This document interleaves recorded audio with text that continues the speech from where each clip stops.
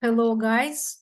Welcome to those who are rejoining us, and especially to those who join us for the first time.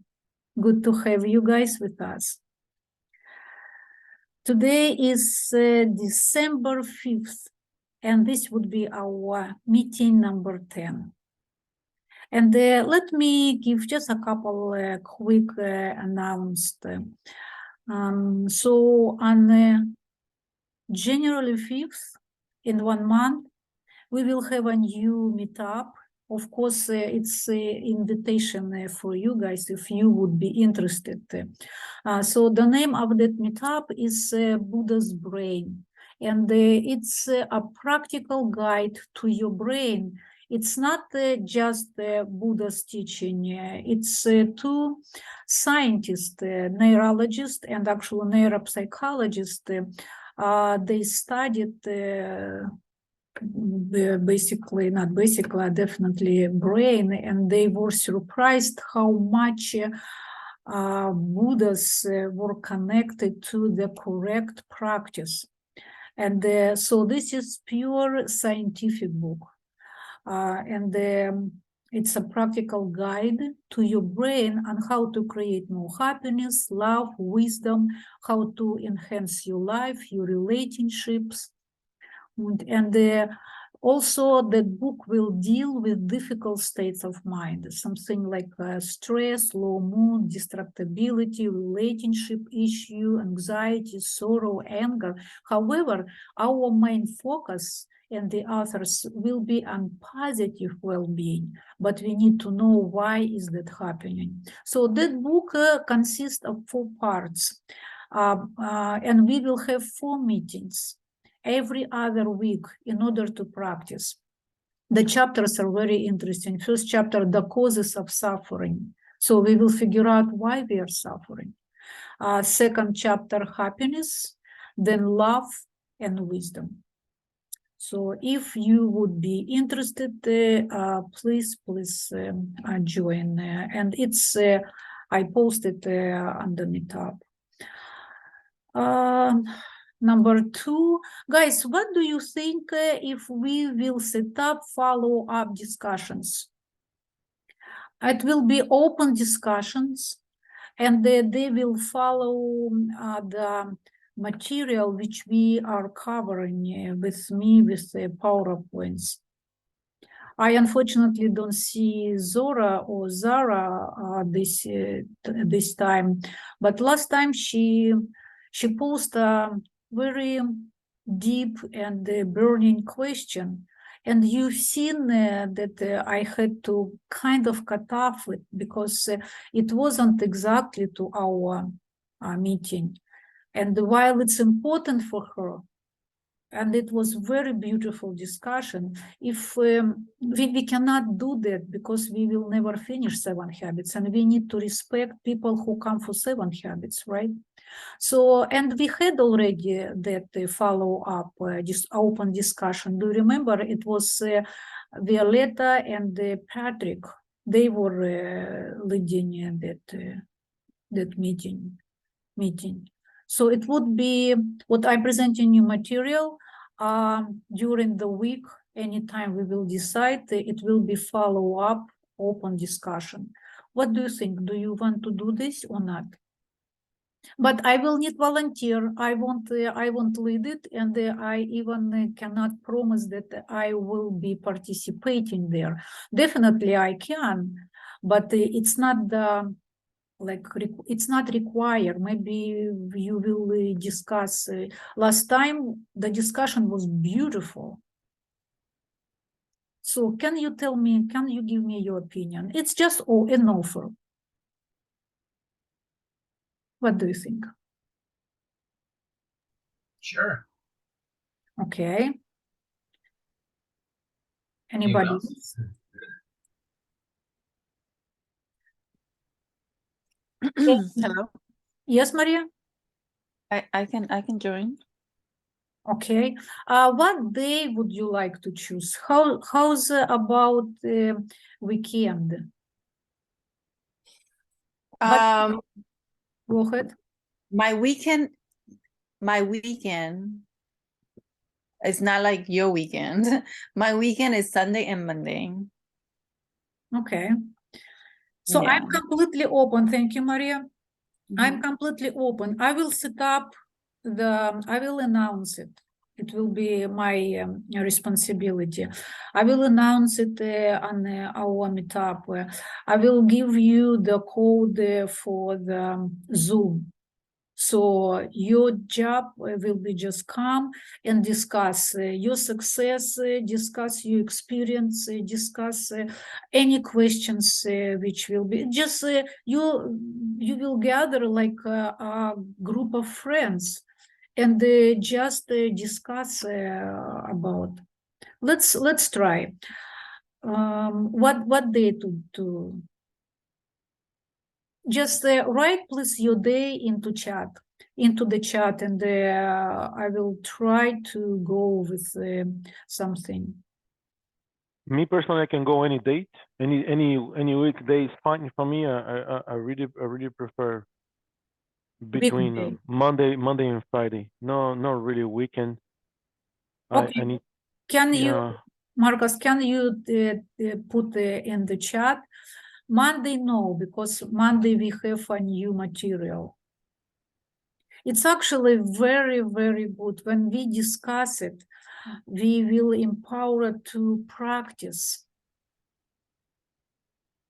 Share what you do, how is it progressing, what kind of questions you have. So I don't see any activity in chat, guys.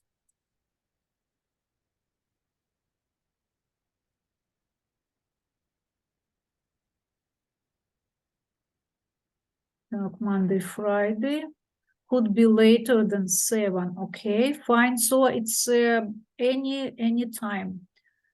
Anybody else? How Whatever long works for is the it? group, yeah.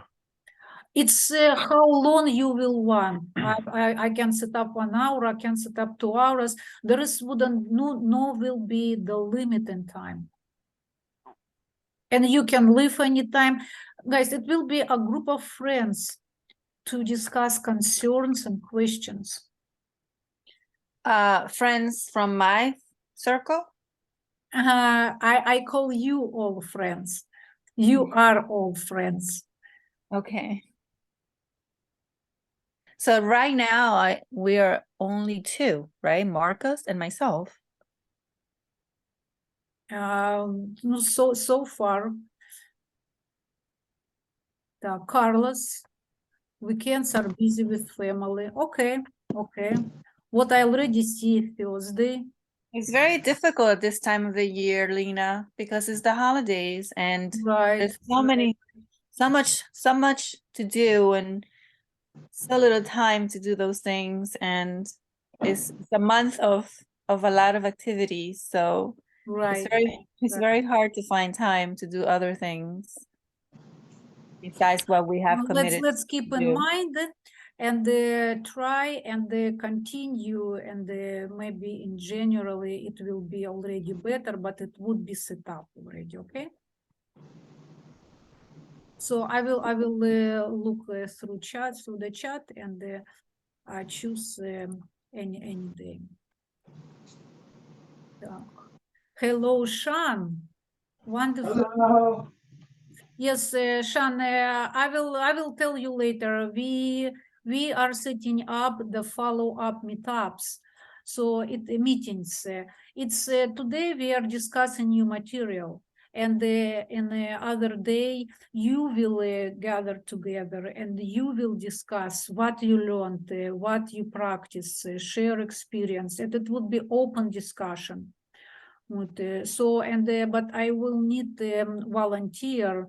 For example, especially our core guys would start and then, oh, Patrick joined. Do I need to repeat it again? Okay, with Patrick, I will say just 1 sentence, 2 sentences. Patrick. Yes. Hello, Patrick. We are setting up, thank you for joining. We are setting up follow-up meetings, and it will be like you were leading with Violetta. It was a very good meeting. I like it a lot. So it would be any day of the week, and it needs to be a volunteer, and you will gather and you will discuss what you learn, what you curious about. So open discussion. Okay, if it's look please in the chat. If you are interested, please put your date. And Chan, you also as well. So I will need a volunteer who will lead. I will announce it on Meetup website, and I will give you code for the Zoom. So you just need to show up and chat. Okay, guys, let's move ahead. I actually think it's very interesting. I think it's very. Hello, Stefan. I don't know, guys. Hello. Maybe you will write to Stefan. Please, is anybody can text to him? I cannot repeat it again. We are setting up some Okay. follow-up meetup, Stefan. I think somebody will do it. Okay, thank you. Yes, and thank you for joining. And at the end of the meeting, we need to leave 10 minutes. We will discuss Shan mission statement. Yoo-hoo! Yeah, I'm very excited about it. Okay, let me share the screen. And we will start finally our meeting. So let's give me like 2-3 minutes for review. We were discussing emotional bank account. Who would like to tell us what is that?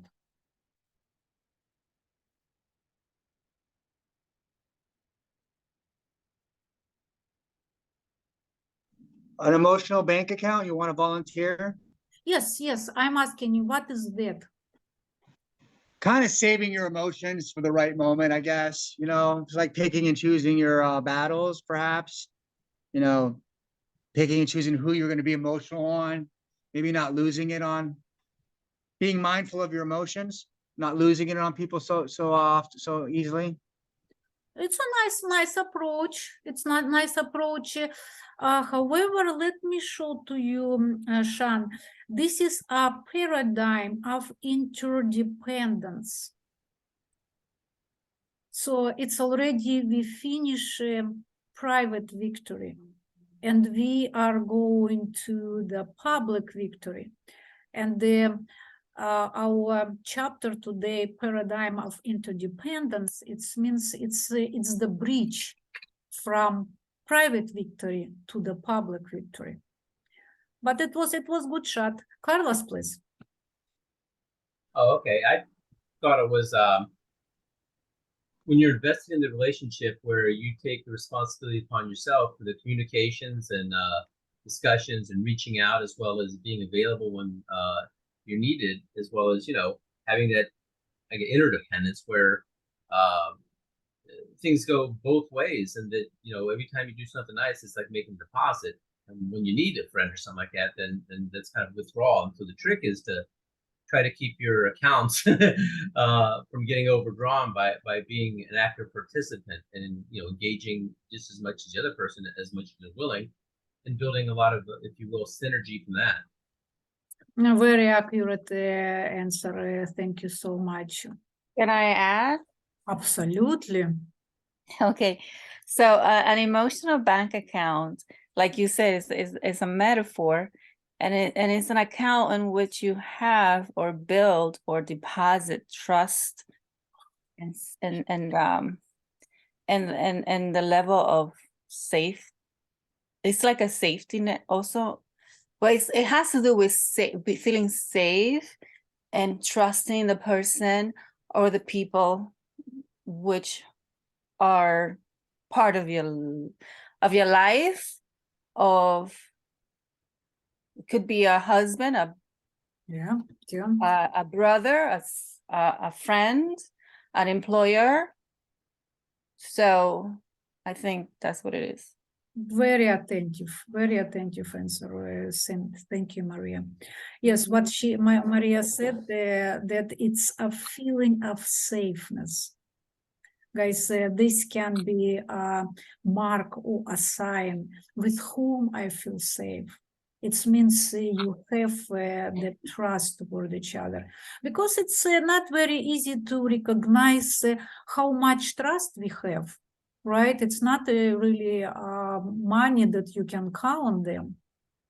And especially if you come from your previous experience when you didn't have any trust, you didn't have any safeness, you don't have, you didn't build it, it's difficult for you to see at a new relationship and think how much trust we have. So this is the safeness. Thank you, Maria. Thank you, Carlos. And this is our deposits. It's honesty, courtesy, respect, kindness, apology, forgiveness, keeping commitments. And this is our withdrawals: dishonesty, discourtesy, disrespect, betraying, overreactive, ignoring, and threatening. So, and when we withdrawn, when our bank account, or not bank account, our emotional bank account is withdrawn, we are walking like on a minefield, right? It's attention city. We were reading this, and you remember Richard asked what is automatic withdrawals, and we started to answer. Then we went to a different direction, and we didn't have time. So I remember, Richard, and let us to move forward, please, because Mr. Covey explains it, and we will discuss it more. And if it still would be, you want to discuss it, we will discuss it after separately. This is very interesting. So Mr. Covey is warning us that he's saying that, remember that quick fix is a mirage. Building and repairing relationships takes time. It's a long-term investment. And it's, to me, it was fascinating, guys. It's a real mirage. How is it happening, right? So many people see it. It's not just one person see. So many people see it, and it's absolutely nothing, but it looks so real. Do you know how is it happening? How mirage happens? I will tell you quickly. Is it the heat and the vapors? Right? Something like that. Because I've been in places where you could kind of see the water when you go and it disappears. I Yes. forget there's a reason for it. Sean, you're absolutely right. It's when two airs, cold and the hot, and the hot from the earth, not the earth, from the sand, and that hotness from the sand bent the sun rays, and it's became a reflection of the sky.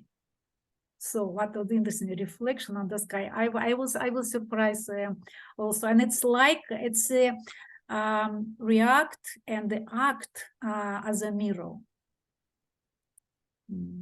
So today is our meeting number 10, and I really want to finish paradigm of interdependence. So Mr. Covey suggested 6 major deposits to build the emotional bank account. They are fantastic. And the first is understanding the individual. Really, seeking to understand another person is probably one of the most important deposits you can make. And it's the key to every other deposit. So guys, understanding the individual is the key to every other deposit. You simply don't know what constitutes a deposit to another person until you understand that individual, right? What might be a deposit for you might not be perceived by someone else as a deposit at all. This can be the, okay, let me keep silence, maybe Richard wants to say. Yes, Richard, please. I'm not sure if we're on the same page, but I was immediately thinking about a book I read that many people have read as well, called the 5 Love Languages, and it talks about how each person has a perception of how other people express love to them. One person may think that a gift is very important to them, and another person may think that doing a service for them is very important. So if you can understand the person's love language, I guess you can take that and make more deposits of the same. It was an interesting book, for sure. Beautiful. It's wonderful book. And yes, if people, if you didn't read it, it's a must, I think. And I thought that you will add that, but you said great. And this is one of the automatic withdrawal. From the others one also exists, but this is one of them. And, yes, beautiful example. And to make a deposit, what is important to another person must be as important to you as the other person is to you. Wow.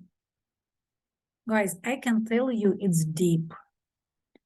It's so deep that I don't know if we are able to. Okay, let's talk about me. I cannot talk about you. I'm not sure that I can do it like 100%. I love this one. It's deep, Maria. Thank you. It's really, really deep. But I love it because when what is important to the person, let's say your husband and wife, if what your wife consider important, and then as a husband you consider it to be as equal or more important, that is like a recipe for peace. Right. You know, Beautifully it's said. beautiful. It's like reaching nirvana. Exactly. Oh my God, I wish I was in that position. Oh, me too, to be honest with you. Me too. We can talk about that later. Okay, Patrick, please. Yeah. Well, you know what? Does that require a couple of drinks beforehand, or how does this work? Oh yeah, maybe some hard booze for sure. Little You white gotta buy wine dinner. spritzer, little cheese Whatever platter, it I'm on the same- takes. Oh man. I'm gonna basically take the contrarian approach. Okay, so yeah, Good. what happened if what's important to the other person you disagree with? Yes, there is Mr. War. was saying that Exactly. there is War. no one. No, he's awesome. As you. There is no one recipe for everything. And let's stop actually searching for it. My example is also to that. I was reading thousands of books because I was searching for some recipe. In the chapter, I think it would be, I don't remember in which habit it would be, but he will say that what we are using our knowledge, we need to find, we need to justify it, we need to analyze the situation and use appropriate approach for that. Yes, so it actually would be a beautiful discussion and follow up as well. And so how can we know the individual? How can we learn what individual likes, don't like, doesn't like? How? We ask questions, open-ended questions, Yes. especially. Yes. How's about our listening maturity? Would be a wonderful thing, right? Yes, Richard is smiling. He likes it. And guys, it's hard. It's really hard, but it's fun. It's fun, enjoyable, but it needs to practice. Very, very easy to forget. Bonding experience, guys, it's fantastic. I love it. So this is our tendency to project out of our own autobiographies what we think other people want or need. We project our intentions and the behavior of others. We interpret what constitutes a deposit based on our own needs and desires, either now or when we were at a similar age or state in life. And if they don't interpret our effort as a deposit, our tendency is to take it as a rejection of our well-intended effort and to give up. Yes, Patrick. Well, I mean, the other thing that what makes it hard is that the what's important to that person changes over time. So you might think like, oh yeah, you understood it at time A, and then time B, you think like, oh yeah, at time at that thing must have been important, so I'm going to do that same thing. So it, it's not the case. So therefore, the idea of continuously probing is important from this perspective. Absolutely. Thank you. Very good, Eddie. And probably you know this, it's called golden rule, right? Do unto others as you would have others do unto you. However, for some cases, I like a more platinum rule. What can you tell me what's wrong with this? Even I'm sorry, I don't want to say it's actually Mr. Covey offer this. But I feel that something wrong with it. What do you think? Everything is fine for you with this? It's golden rule. Lena, what is it that you're asking? So my question is, Mr. Covey is saying, do unto others as you would have others do unto you. And it feels to me that something it's exactly something missing. Yes, Stefan? It's, oh, may I say something? No, go ahead. Stefan is a gentleman, he will wait. Go ahead, Maria. So you're saying that there's something missing in this sentence? In my opinion, not missing, but there's something can be better. As I remember, the book was talking about understanding. Okay. Okay. I think if you understand and the person and you are understood, then that's what I think that means. This quote means to understand the person and at the same time be understood. Okay. Okay. Thank you, Maria. Stefan? So if you understand another person, there's a good chance they don't want the same things that you want. So you have to do unto them as they want, rather than as you would want done unto yourself. Okay. Okay. I think you're on the right track. And everybody disappeared. I think Stefan, you said you said everything. Yes, guys. I prefer this. Treat the others as they would want to be treated. We just was talking about bonding experiences, that we project our own autobiographies to the other people. So if we would do to people what we want, they might don't accept it as the deposit into emotional bank account. Treat the other people as they would like to be treated. This is exactly to make a deposit what is important to another person, right? So we are all different. This is our second deposit in our 6 major deposits, do you remember? And then, so attending the little things.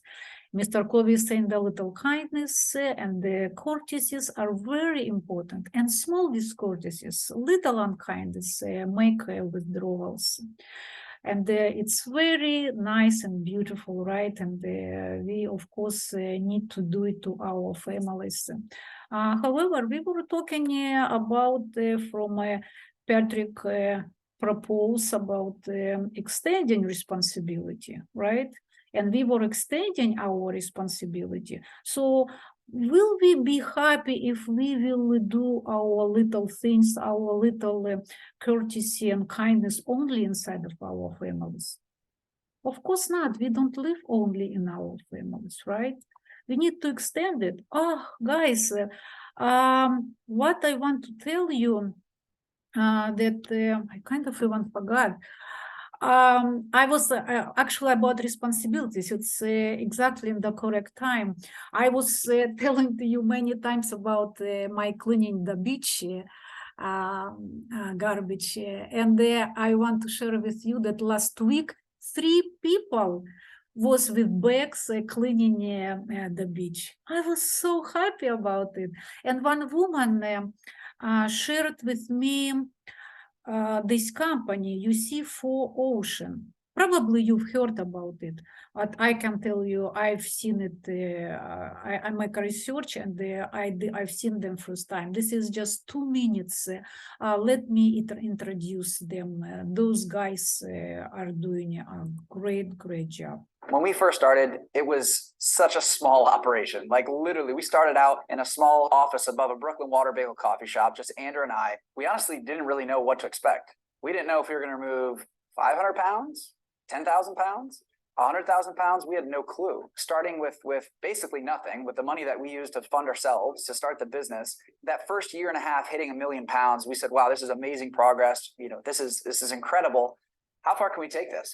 So we funded the growth for the ocean cleanup operations through the sale of our bracelets. When people learned about the 4Ocean bracelet and the fact that it's made from recycled materials, and for every one sold, we remove 1 pound of trash from the ocean, it just caught on. 2 Florida guys with a great idea, simply these little bracelets. 4Ocean is an ocean cleanup company that Andrew and I started about 3 years ago. We were on a surfing trip in Bali, Indonesia, saw crazy amounts of plastic on the coastline in the ocean, and we wanted to do something about it. Rather than starting a charity, begging for money, they started a business. So we started here in Florida, hired our first captains, our crews, trained the captains, and really just developed a system. And then we expanded into Bali. And so we pulled the 1 million pounds from both Florida and Bali.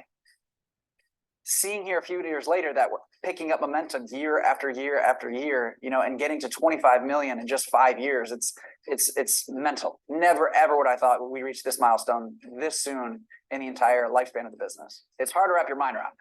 If you were to picture that volume of plastic and trash and debris removed from the ocean, it's football fields upon football fields upon football fields of plastic. A business model like 4Ocean impacts local communities because we're able to create jobs. We're able to hire people full-time to clean plastic out of the ocean through selling a product. You know, selling a product made from recycled materials that not only raises awareness about the ocean plastic crisis, but it's creating local economies. This is an incredible milestone to reach 25 million pounds. But we're not only focused on the problems, but also the solutions. We need to fix systems, not just symptoms. What we really want to do is focus on the upstream efforts. So we want to leverage these platforms that we've built on social media, these partners that we're able to get. We just recently launched our partnership program. And what that is really being able to influence large corporations, large brands, and provide them guidance on how to really operate their businesses more sustainably. We're reaching this incredible milestone of 25 million pounds because of everyone that supported 4Ocean, that's been a part of it, whether they shared a video online or they purchased a bracelet, purchased a product. We see the stickers on everybody's car. Because of them, we've been able to pull 25 million pounds of trash from the ocean.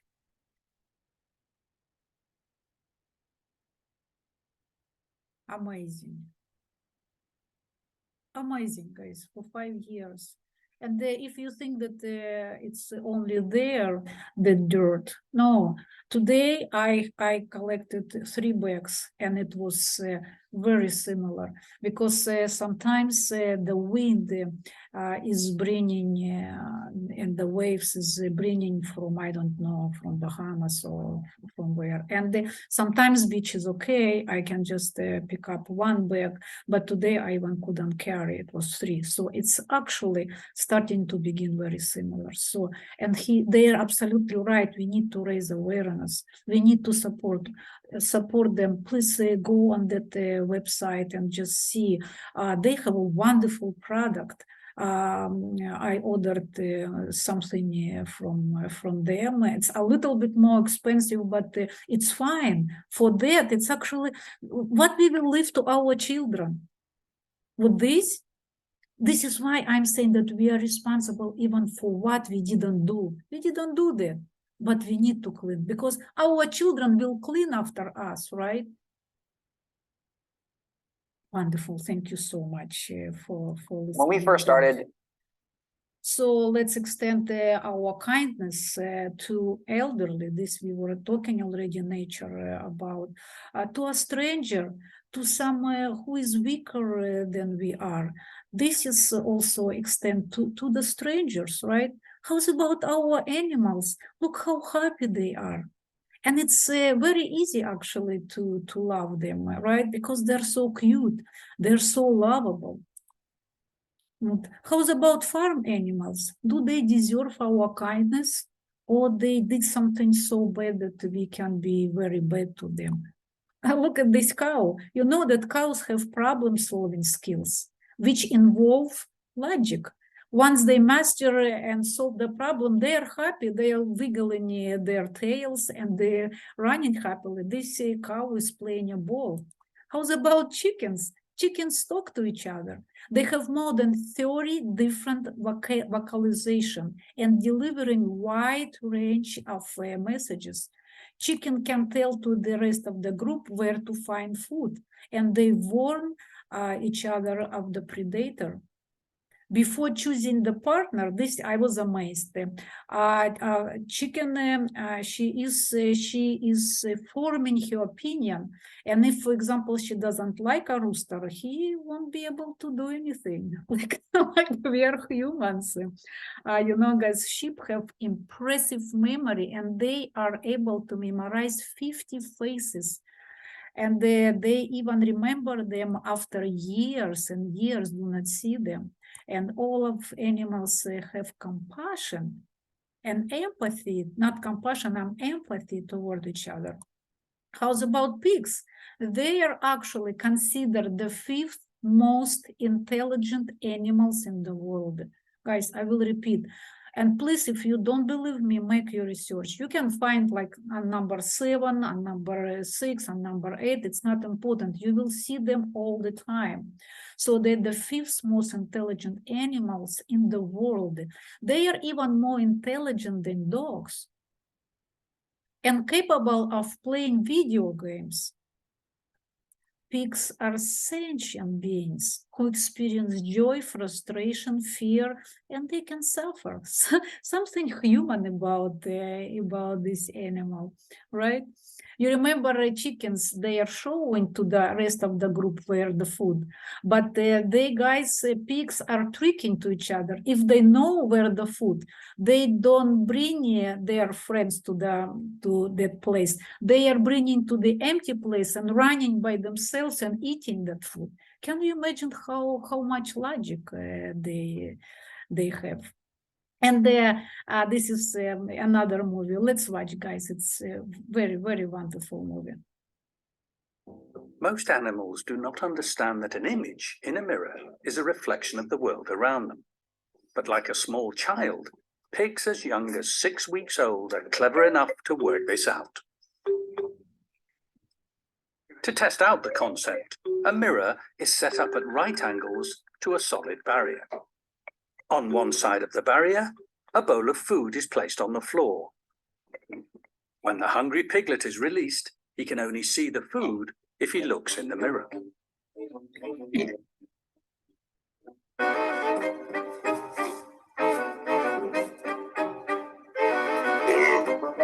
The pig looked in the mirror and saw the food bowl. If it had treated the food bowl as if it was behind the mirror, it's just a plate of glass, as it were, then it would have gone to the left and around behind the mirror.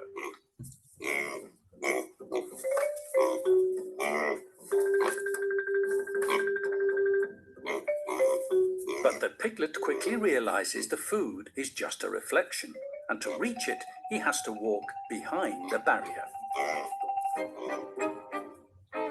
It took this 6-week-old piglet just a few hours to learn the concept of a mirror, something that takes a young child several months.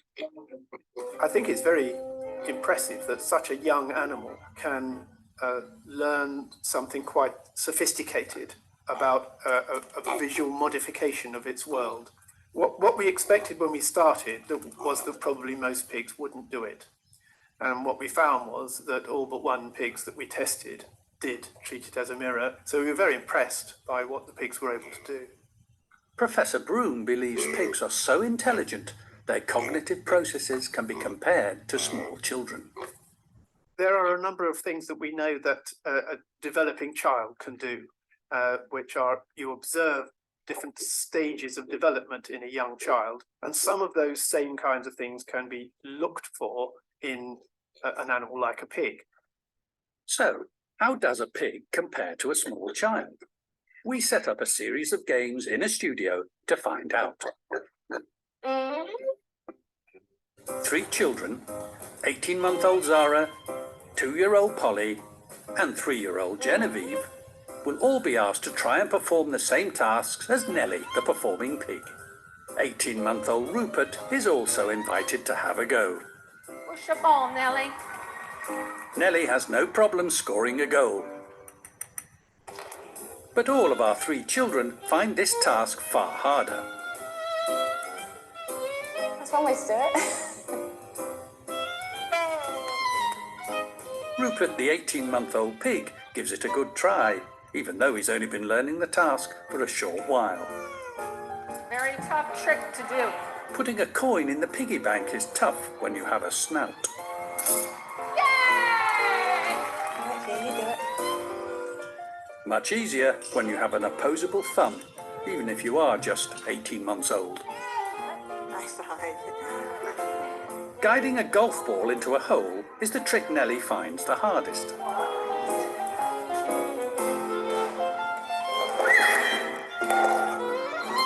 But neither of the older children tested, or even their mothers, could get this one right. It's not easy. Without picking the ball up.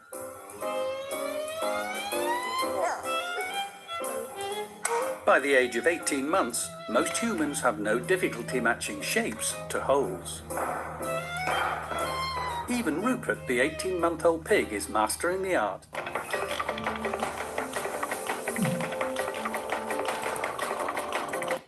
I found it fascinating, and we will skip this movie. I just look at it, how cute he is. They actually, why they like food so much, they have twice more taste buds than humans, so they taste what we even don't taste. Look at this.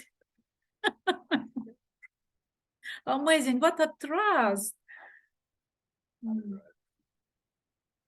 So many people, actually in Europe, many people have them as pets. Like a baby. Okay, guys. And despite this, these animals are kept in cruel factory farms. Pregnant cows and pigs are confined in barren metal cages so small they are unable to turn around. Piglets are castrated without painkiller, and sick piglets are slammed headfirst into concrete floor. This is an obvious contradiction in loving some animals while eating others. And people have opposed to animal cruelty often find ways to justify their dietary habits, that eating meat is necessary for health. I firmly believe, guys, that in the near future, I'm talking about not stop eating meat.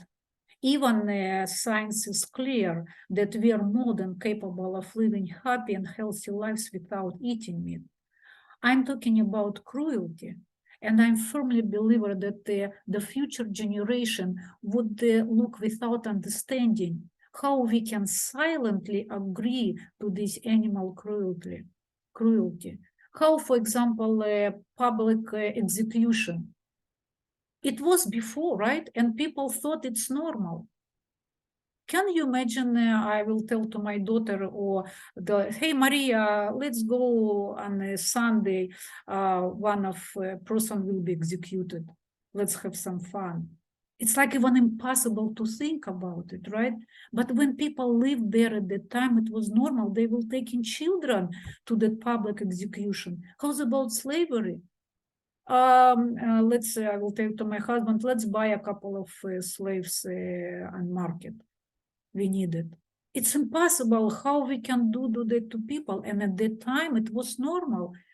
Inequality of women, also the same. So, and this is absolutely the same story. If we don't do it, it doesn't mean that we're not participating, you know. If I order to kill someone, I am there, like I am in that violence. So, and if we are buying, we are ordering. So, and you think with this animal, with this pig who is equal 3 years old child, he doesn't or she doesn't understand what's going on. They have strong instinct. As they smell the blood, they are already in panic. They already know that in danger. And you know that cows are crying. And this is, they are going to slaughterhouse. And what I said, that I firmly believe that in some, even maybe near future, we will finish it. We will stop it. We will be aware what we are doing. What, look, in just November, just 2019, the United Nations proposed and passed first resolution recognizing animal rights, which acknowledges the importance of the sentience of animals and, guys, human responsibilities toward them. Like we are talking only about responsibility. Mr. Kobe talking only about responsibility. We have to be responsible. 32 countries formally recognized. Unfortunately, no Russia, no US here. So it just didn't come to us. And this is what Leo Tolstoy said, that a man can live and be healthy without killing animals for food. Therefore, if he eats meat, he participates in taking animal life merely for the sake of his appetite. And to act so is immoral. So what can we do? Just little thing. Do you remember our topic is attending the little thing. Just be 1, 2, or 3 days vegetarian. Or if you're shopping for meat at the grocery store, look for certified organic, certified humane, or certified animal welfare approved mark. And it will be the best way to ensure that the meat you are buying was raised in a reasonably ethical manner. Support those farms. They need us. My daughter and I were vegetarian. And we are vegetarian only by this reason. I love meat. Sometimes I look and I really want it, but I'm fine. I think it's for 2 years. Can I say something? Yes, I am finished. I was trying to find the raise hand feature, but sometimes I don't remember how to. Well, I'm an animal lover for sure, and I you know, I would do anything besides stop eating meat to help protect those animals, of course. But the way I do it is through, again, buying my meats from places and that, you know, raise the animal and treat the animal humanely. So as long as it has the label, those labels on the package, I buy them. In my house, that's what I buy. You know, I like to I like to support those companies that treat Exactly. animals with respect and humanely. Thank you, Maria, for doing that. So, guys, we need to be aware of it. Okay, we are in 6 major deposits, and this will be number 3, keeping commitments. Keeping a commitment or a promise is a major deposit, and breaking one is a major withdrawal. In fact, there is probably not a more massive withdrawal than to make a promise that is important to someone and then do not come through. The next time a promise is made, they won't believe it. However, Mr. Covey is saying that occasionally, despite of all effort, the unexpected does come up, creating a situation where it would be unwise or impossible to keep a promise we made. So what we need to do in this situation, or what we can do? It's a question to you.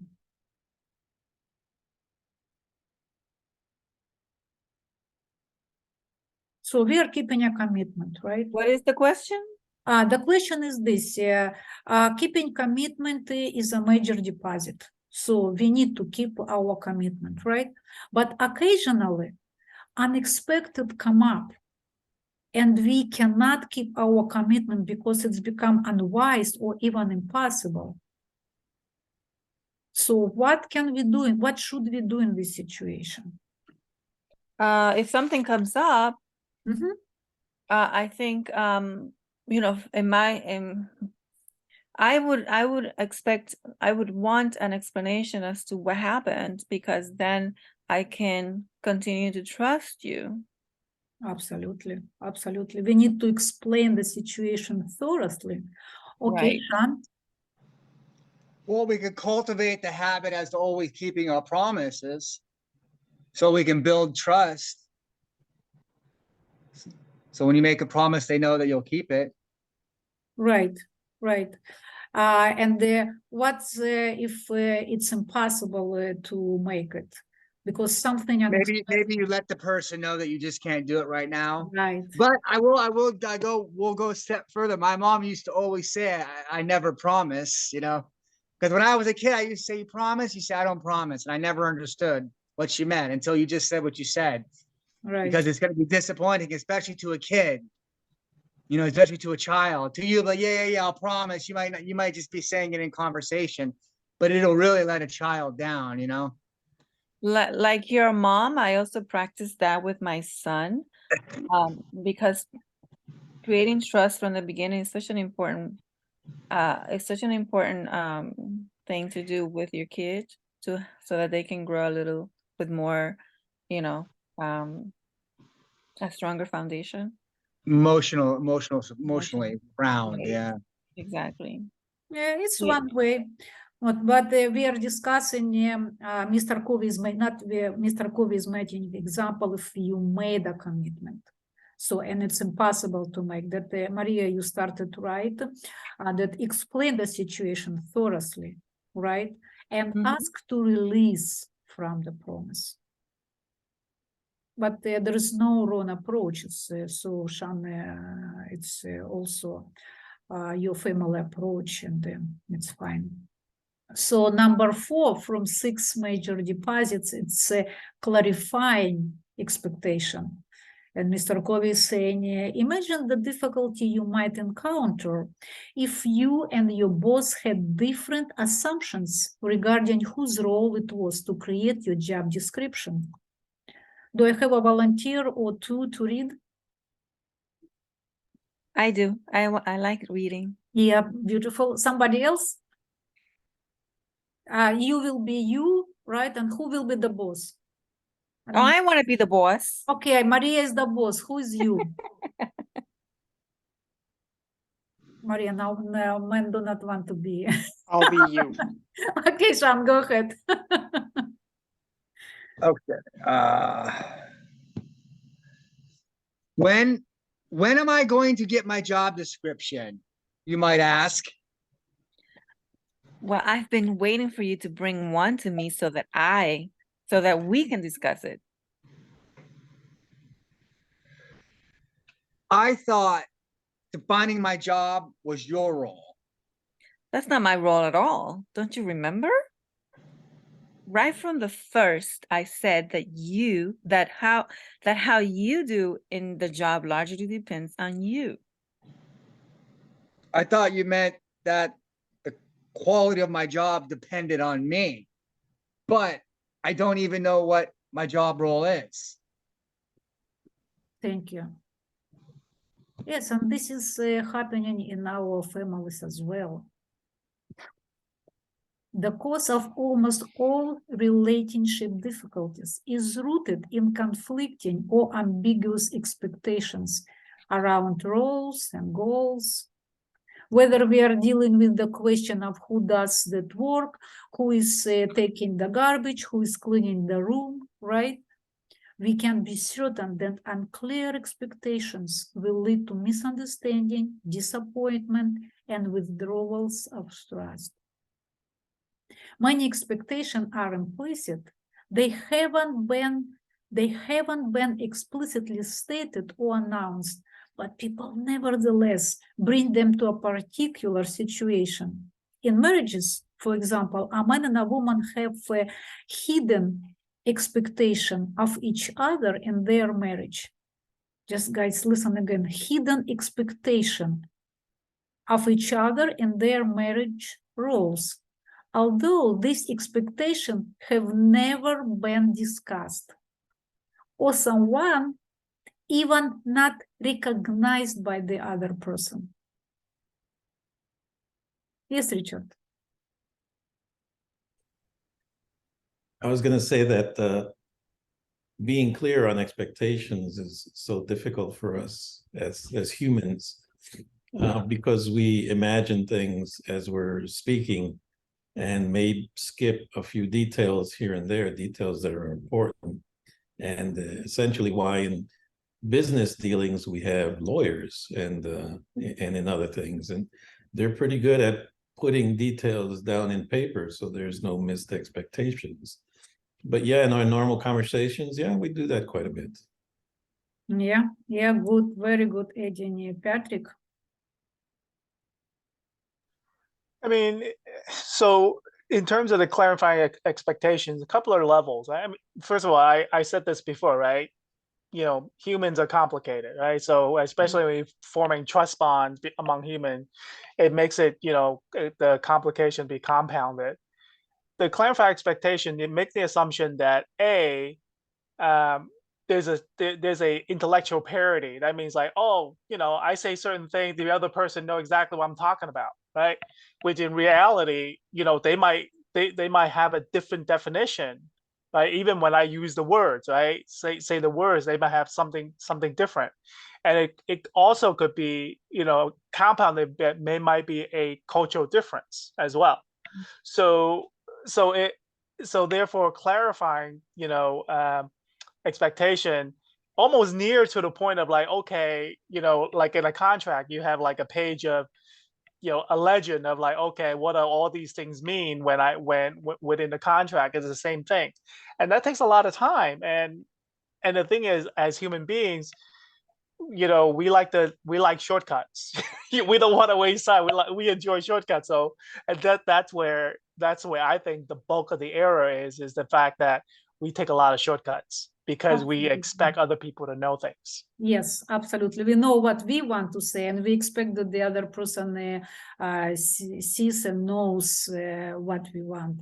And thank you, beautiful Eugenie. And Richard also like went to exactly straight to the point. You want to add something?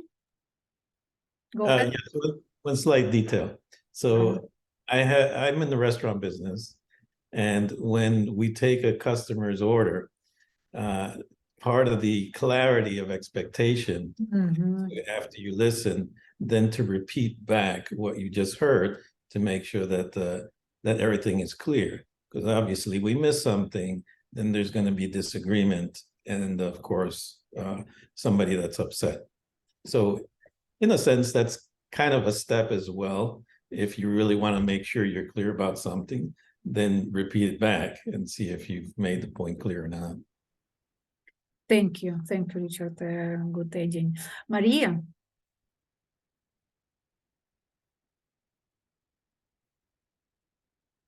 Maria, you unmute.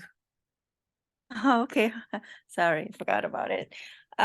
See, I agree with what both of them said about expectations, and also I think we tend to expect others.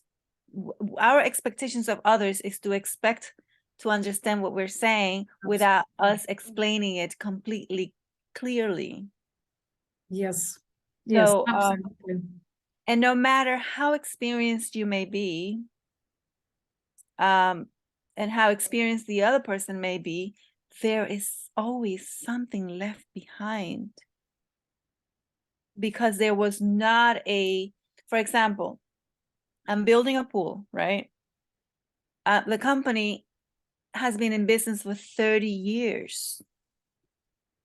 They are supposed to be transparent with every little detail because they've been in the business for so many years. However, my expectations is that they tell me these things that I am not familiar with. So there it goes. Expectations. Sometimes it doesn't matter how experienced you are. It doesn't matter if you ask many questions. There's always something left behind. And you only know the moment that you realize, wait a minute, that wasn't told to me. You guys did not explain that to me. You know what I mean? Like, yes, absolutely. Very deliberate adding. Thank you, Maria. Thank you. And this year, I like it. I want posted here that, guys, clarifying expectations sometimes take a great deal of courage.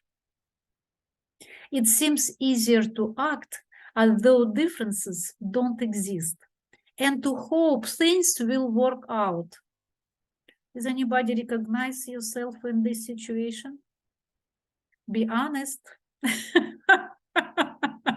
Be honest, guys. And hope things will work out. Many of us do that. So, in my opinion, the most intimidating moment to clarify expectation is when we are getting married, right? What women thinks, oh, he's my superhero. He will bring the stars and pay my way with them, right? With the stars, I mean, I will walk on the stars. What he's thinking, oh, she's a fairy. She will fulfill all my desires even before I start to think about it. And we are asking, do you love me? Yes, I love you. And do you love me? Yes, I love you. Let's get married. But guys, let's be adults and actually ask questions. And not one question, do you love me or not? Ask something more serious. It's just one example from the internet. It's not really, you can find yours. This is about fundamental core value. It's about marriage role. It's about finances. It's very important how much we will earn to spend, who will do what our financial goals, home, where we will live, who will clean the home and who will take out the garbage, right? Even sex, family, how many children we will have. It's beautiful. This should be educated in school. Yes, Maria. genetics should be part of this list. Yes, I just said it's just one example from, it can be 10 questions, it can be 100 questions. Right? So, and we are at number 5, showing personal integrity. Personal integrity generates trust, and it's the basis of many different kinds of deposits. So this is the basis of many different kinds of deposits. And lack of integrity can undermine even a very high trust account.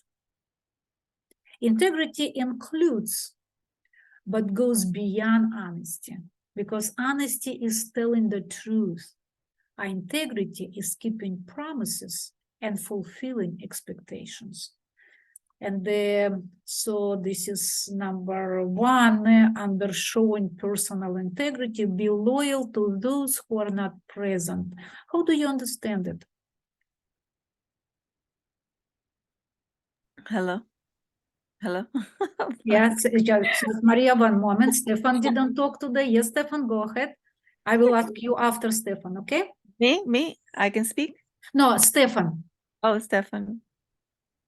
Act the same as you, act the same as you would as if someone were watching, even when they're not. Bingo. Bingo. Maria? That's what I was going to say, that you need to act the same as if the person wasn't there also. You know, it's like just because the person is not there doesn't mean that you can Absolutely. turn into the opposite of who you are. Yes, yes. I cannot add anything. Patrick? Well, I think we could even take it a step further, right? Is also defending, right, the person, right? You know, when it's basically about, you know, defending the person's reputation, right? When they're not around. I find that very valuable too, Patrick. I think that says a lot about who you are as a person, because I practice that myself. If I hear someone talk about my friend or family member the wrong way and I feel like they're incorrect, I will definitely correct it. Beautiful, beautiful.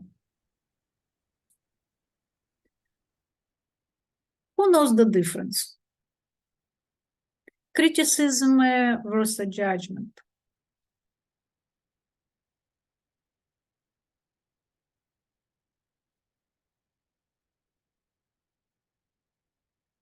Richard? I'll give it a shot. Sure, go ahead. Criticism is about actions and judgment is about the person. I love your answer. Yes, Patrick? Well, to me, criticism is based on certain evidence, right? Whereas judgment is based on your own views and experience. I love it as well. It's That was very good. it's extend my understanding, because I thought this is not even from the definitions. What I thought that the criticism that it's based on the actions of person. For example, if a person make a mess, I can say, you made a mess, can you clean? And see how it's beautiful. He actually can really clean it, and it's include action. But judgment, I can tell him or her, you're a pig. I judge a person. And what is bad, it's judgment is a closed opinion. See, I said, you're a pig.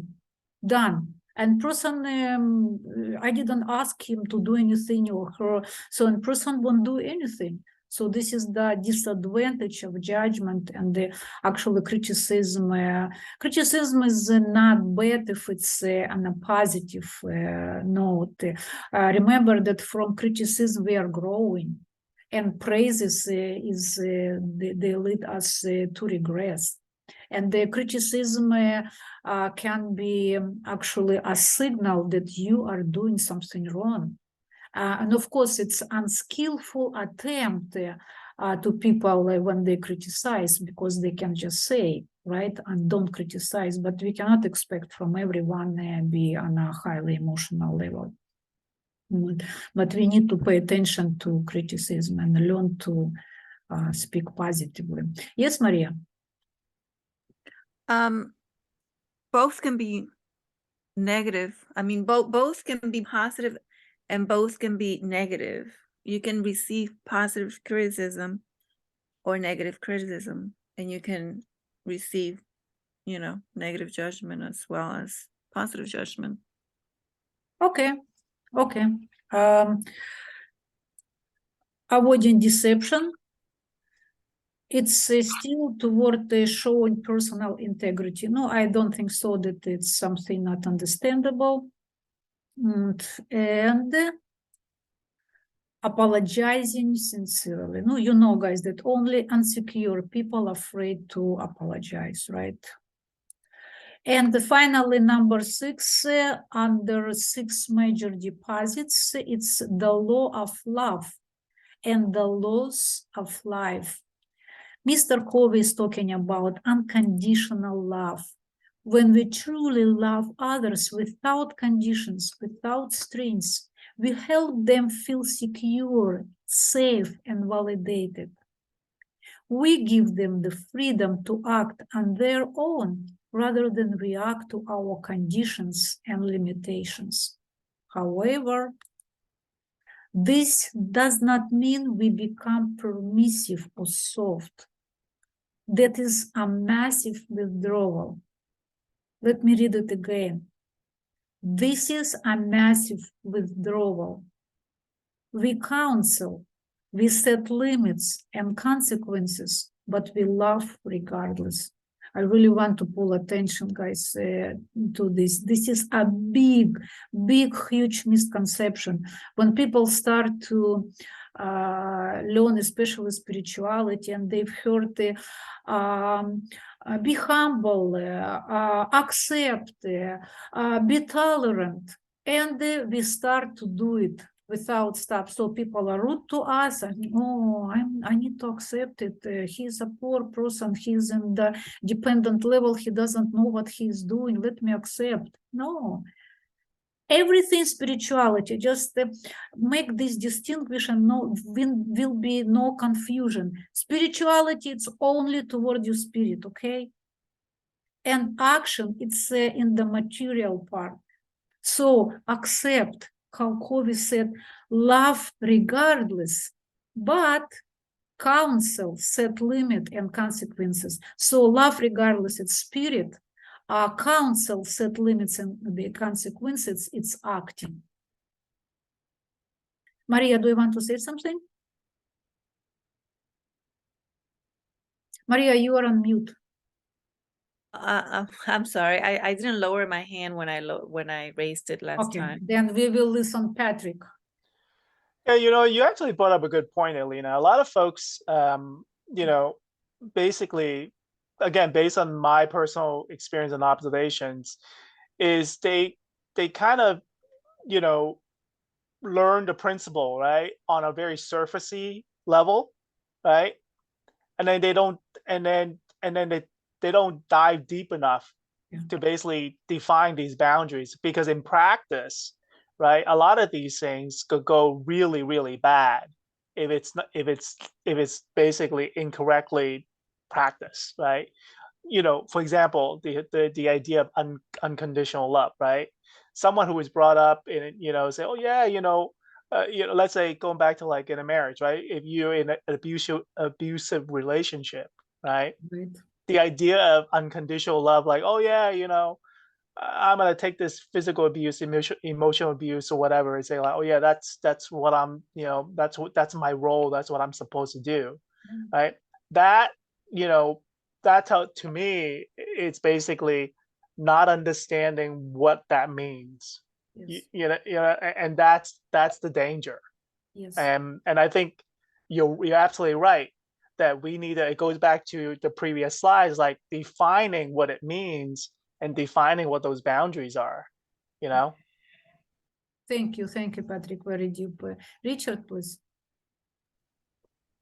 Yeah, just going back a few slides when we're talking about integrity,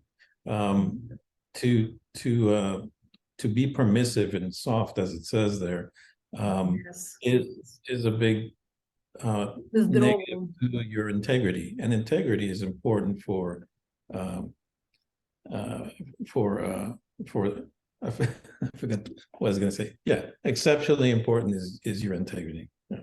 Beautiful. Thank you so much. Thank you, guys. And the last thing, but not the least, problems as opportunities. This is another powerful paradigm of interdependence. It deals with the way in which we see problems. Every problem is an opportunity in this quiz. Instead of seeing it as a problem, we can see it as an opportunity to build a deep relationship. And this is the last slide for today. The place to begin building any relationship is inside ourselves, inside our circle of influence, our own character. I like that one the best. I think that was part of my mission statement. I didn't say it as well spoken as that, but that's kind of where I was going about it. If you And remember, I know here- it was a while ago. And here we are. Having a better relationship with myself. Yes, so let's greet Sean with his mission statement. Go ahead, Sean. All right, so like I said, the relationship was to work and improve a positive relationship with myself, to have a more positive outlook on the future and being mindful of my thoughts and my emotions while utilizing the law of attraction. I want to maintain a healthy lifestyle through regular exercise and a healthy diet, to maintain my own personal relationship with God and the Lord Jesus Christ, to continue my studies, coaching, and on-the-job training with the Broward County Public Schools, to continue to save and invest more money in my existing accounts, to continue learning from others through tutoring and mentoring, to maintain contact and a healthy relationship with my immediate family.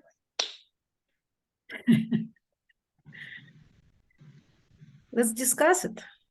Okay, well, what do you want to say discuss? something? People will ask questions and you will answer. Well, okay, they're gonna ask me questions, okay. Or you, Go if ahead. you would like to add something, or you would like to extend the, this is all yours. Go ahead. Well, some of you remember from the last group, my grandfather passed away. That's why I threw in the family thing, because I'm getting older too, and then a couple of family members died. So you start to realize you're losing your numbers, and you appreciate that more. I want to continue to save, knowing I'm going to get older, and I just want to get healthier. I'm getting to a point where I'm getting older. I'm in my 40s. I'm 46. I just had my birthday. And I'm starting to feel my mortality differently. You know what I mean? So I just look back at all those years I took for granted, polluting my body, thinking I'm being young and having fun. You know what I mean? I wasn't really doing much for myself. And I can think back of some of the counseling that I had a few years ago. That a lot of my problems were I wasn't really having a good relationship with myself. That's why I didn't have a good relationship with others, especially with like the girlfriend area, with like really connecting with people, to being able to be in a decent relationship. And now I realize why. It was more for myself. And a lot of it went back to childhood. I had counseling from my father. I haven't spoken to in many years, which is a whole different conversation. On why I kind of felt bad about myself, because of the mean things that he said to me when I was a kid. And I was adopted too. And I kind of was always reminded of that. So there was always like a connection I missed. You know what I'm saying? And I think in some weird way, that's just how I ended up working with kids, like really young. I just enjoyed how they like looked up to me or how they approached me. Like I wasn't like that at that age. I remember not being able to approach my father like that. You know what I mean? Yeah. It was weird. But like Sigmund Freud said, it all goes back to childhood, I guess, or at least there's some truth in it anyway. I mean, that was just one theory, but there's probably a lot of truth in some things. I just keep telling myself that's why I'm doing it. Nice. Yeah, Sean, lead the conversation. Ask who raised the hands. I don't see anything. So Sean, man, Patrick. you're like a busy guy. So what's your process for pulling all this off? Well, I go to school every day, Monday through Friday, because it's school. I have a part-time job that's easy to get in and out of it. Sometimes that's only a few days a week. And then I tutor a few kids here and there. I mean, it's not that hard to find the time to do that. Same thing with wrestling, because sometimes at the wrestling, it's only like 3 days a week sometimes. Same thing with tutor, you know what I mean? It's just a little bit here and there,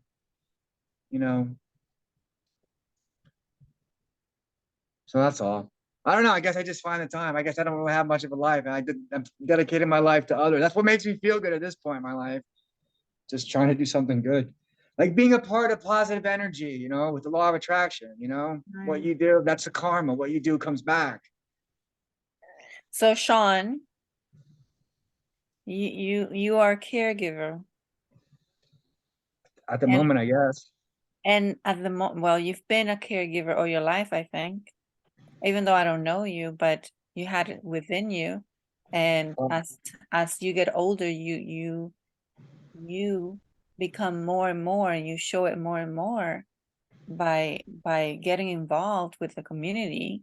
And the fact that some of the things that you offer to kids or other people were not given to you earlier in your life, that in itself says a lot about who you are as a person, because you could have taken the other way, the other road, you know, but instead of continuing that cycle that you lived with your family, you said, no, that's not the right path.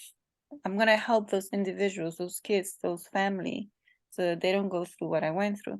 So it gives me a lot of like, I mean, I admire you for that, you know? Oh, beautiful. So beautiful comment. Thank you, Maria. Guys, just talk, Richard, just like free conversation. Just say, please, what you wanted to say. Okay, I'll say. Your first statement again reminds me of what I read recently or reread recently from Covey, is that our personal paradigms influence our relationships with others. It's pretty straightforward, but to the point, and I see that as part of your mission statement as well. That's what it reminds me of.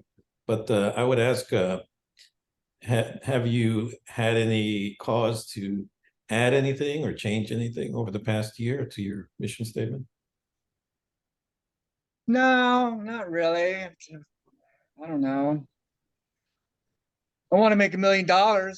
I keep putting all my money in a core account, you know, just put some money. Maybe I keep telling them I'll get lucky. Just keep putting my money in a E-Trade core account and trying to, I don't know, I'm exaggerating, not $1 million, but you know, I ended up getting a little bit of money from my grandfather when he passed away. And I just really want to do the good thing with it. You know what I mean? And put it towards something and have something when I'm even older. You know? Well, I'm almost 62. Yeah. You're still a young kid. Quite a ways to go. Right. Sean, how are you tracking your progress? I mean, you know, basically, how do you basically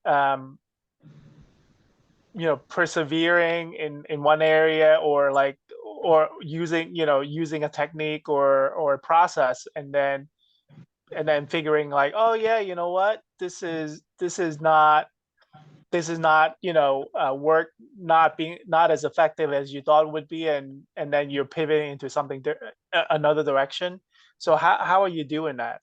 What you know, what's your measurement in terms of effectiveness? Just out of curiosity.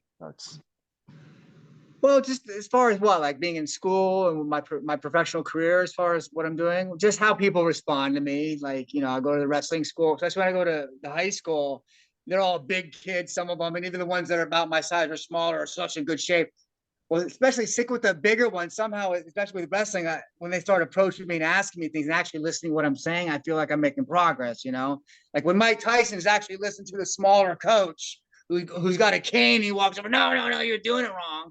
He could either be like, what are you going to do? Tell me what, or they're going to like listen, you know? And same thing with the little ones. Also, when they run up on you and you got to pry them off because they're just trying to fight for attention. Apparently you're doing something right, you know? Or I had a couple of kids that I would tutor, and like the tutoring agency would send me an email saying, oh, hey, mom and dad are all aboard. We're setting up appointments. So they must have been impressed, you know, letting me work with their most prized possession. You know, I just picked up as a second grader. I was right around the corner. That's why I showed up late. You know, I couldn't, he was right in the area. So I was like, all right, I'll help him go over there, help him read and all that fun stuff. And it was just fun to be a part of someone's life like that. They have their whole lives ahead of them, you know. I mean, they're just so young, so impressionable, you know? Sean, Yes.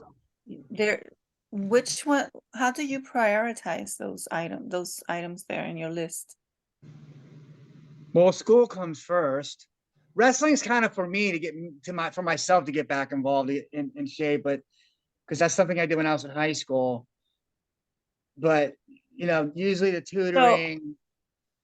So from your mission statement, that's what I'm asking, because there is you know, relationship, health, religion, career, finances, education, and family. How do you prioritize those?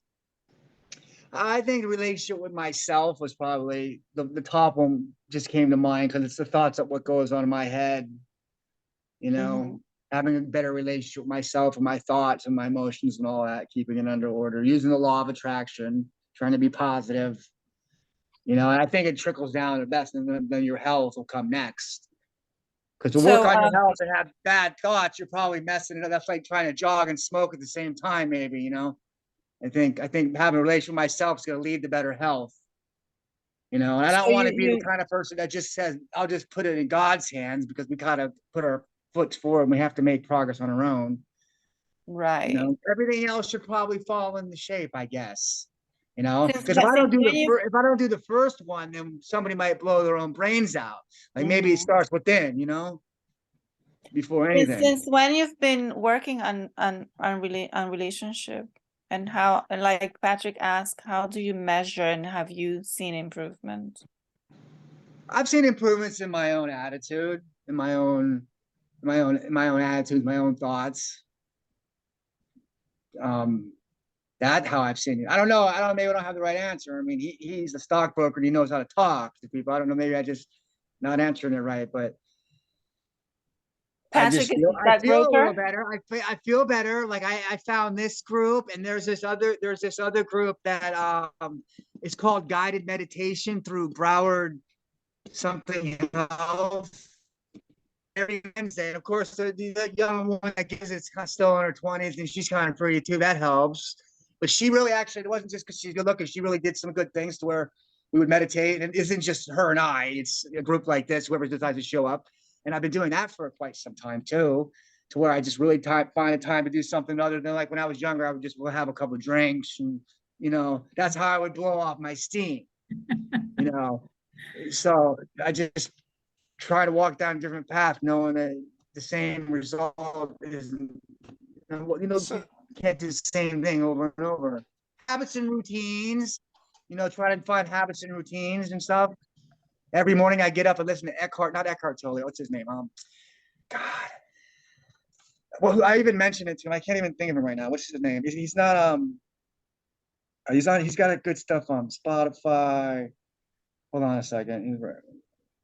What's that guy's name? He's not Robbins. What's his name? Here he is. God, I don't remember. I can't even think of his name all of a sudden. Is he like English?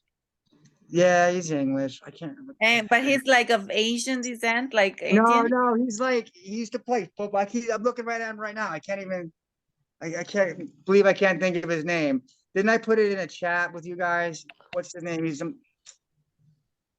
I don't know. I can't think of it. I'll think of it in a minute. My head's not working. So, Sean, let me ask you this. I don't know whether you track this or not. So maybe you want to think about tracking is throughout the day, right? What's your ratio of positive thoughts and negative thoughts? What's the ratio? Let's say compare last year to now. More and more better. Before it was just a whole bunch of negative thoughts. It was like they say about it, it's a track, like going over and it's the same thing. You know what I mean? Whether it's somebody wrong me, or I let someone take advantage of me, or even my father, I still argue with him over things that happened when I was a teenager. You know what I mean? I get mad at myself for losing that match in my junior year and semifinals at the state. You know, I was undefeated. I lost once, and I remember that day, my thoughts that day, that whole week. If you've ever heard Sun Tzu, The Art of War, every battle is won or lost before it's fought. I had lost that match a week before, I remember. You know, I just remember, and it scares me on how things become That's true. That's not all hocus pocus. It is our thoughts. Even my coach used to say about mind matches, you know what I mean? They didn't call it the law of attraction back then, but that's what they used to say. You had to see yourself climbing the mountain, you know what I mean, before you did it and stuff. And I remember when I was a kid doing it, not even knowing I was doing it. You know, Eddie Perino, that's his name. He used to play football. I think he was a place kicker. Eddie Perino, if you Google him, he's got a lot of good motivational stuff. You know what I mean? He's awesome. He'll really put things into perspective. He's like a newer Tony Robbins. Mm, You know what I mean? It's okay. the same thing, same section. You know what I mean? But he's a younger guy. And of course, it's put in more with podcast style, where Tony Robinson wasn't so much like that back then. If you listen to him, you know what I mean? He's really good. And he's got some that go on and on. Some of them repeat themselves, but you still get messages from it. Yeah, Sean, let me say about this particular, so far it's beautiful. I think you did a beautiful job. And this is just my pure opinion. When you said he has a lot of inspirational stuff, the problem with that we are inspired for some period of time. It can be minutes, it can be 1 hour, it can be 1 day, and then we go back to our habits because we need to know how to fix it. Yeah. Inspiration, it's like a glass of alcohol cocktail. It's make us excited, and then we are going back. So you came a little bit later. Did you catch the new meetup, Buddha's Brain? No, you were saying something about it. I didn't know what you were talking about. Yes, so I'll send to you link. I don't want to repeat it, all that, everything. So it's exactly neuroscientists based, not based on Buddha's brain, but just correlate a little bit. They are describing why we are doing that. And we will learn the effective ways to deal with the difficult states of mind, including everything what you said. So just I'll send you the link and you'll check. Guys, thank you so much. I think, Sean, you did a wonderful job. Great job. Yes, I would applaud too. Guys, if you would like to present your mission statement, please text me, and I will set 10 minutes at the end of the of our meeting. I didn't hear much today from Randy, from Marcus. Nicole, I hope you feel good. You're always participating. So if you let me let you go. I wanted to listen your feedback, but Sean was so interesting to discuss his mission statement that I didn't want to stop. Oh, thank you, Nicole. We see you. Okay, guys, thank you so much. And I think all of you on our message board, right? Yeah, I think all of us. So I'll post the offer for follow-up. What is my vision of it? I think we are in the transition from private victory to public victory. Guys, we need to discuss more about private victory. We think that we went through the material, we are fine. Absolutely not. And Patrick can support me with it. We are just scratching the surface of our private victory. We practically didn't start. I don't deny that you are responsible. No, I mean that there is so much depthness in that. And if we will just dig into the real practice every day, who is doing everyday practice? So just tell me. Like every single day you're practicing. I'm not sure that we are doing that. But if the bigger awareness will be through our discussion, we will influence each other. So I would really suggest to gather and just nicely and kindly and friendly have an open discussion. Okay, thank you so much. It was a fantastic conversation. Thank you everyone who joined even when they feel not good. And thank you, Sean, for your beautiful presentation. And thank you so much again, and I look forward to see you next Monday at 7 p.m. But let's set up and discuss when it would be the appropriate day for our follow-up meeting during the week. Bye-bye. Stay healthy. Bye. Thank you. Bye-bye, all. Good night. Bye-bye. Good night. Good night, Stephen.